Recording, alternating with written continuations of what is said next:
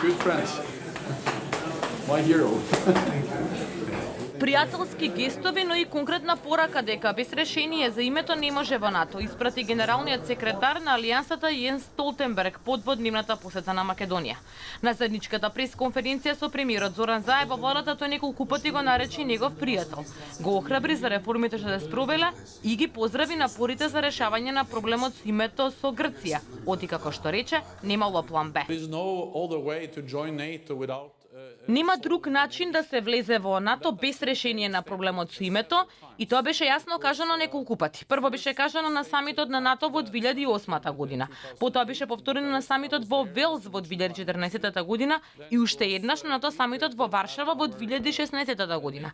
Активно и посветено создаваме амбиент за надминување на проблемот што го има Грција со нашето уставно име, рече Заев. Верувам дека создаваме добар моментум за последниот заеднички исчекор. Искрено очекуваме Република Македонија да биде 30-тата земја членка на Алијансата. Работиме за таа цел, заедно со граѓаните и со сите наши партнери, земји членки на НАТО. Столтенберг на платото пред владата беше пречекан од премиерот, министри, владини советници. Во зградата влегоа чекорејќи по црвен тепих, откако ги пречека гардата и воениот оркестар кој ги отсвири химните на НАТО и на Македонија. Претходно тој одржа 15-минутен говор во собранието, во кој ги поздрави подпишувањето на договорот за добрососедство со Бугарија и носењето на законот за употреба на јазиците. Исто како и на пресконференцијата во владата, и таму неколку пати ги спомена крвавите настани од 27 април во собранието. Настаните во оваа зграда во април минатата година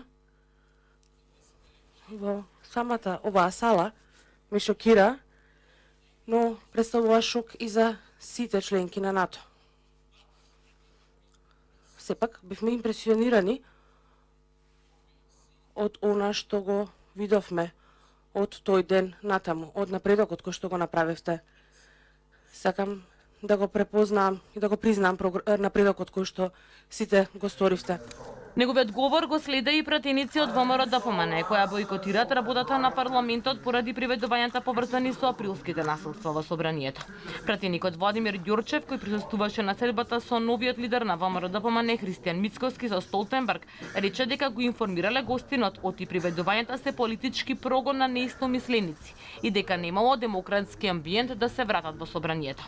Додека Столтенберг беше во зградата на парламентот, пред неа околу 50 на луѓе протестираа и собираа потписи против, како што велат, носењето на некои закони и промена на името.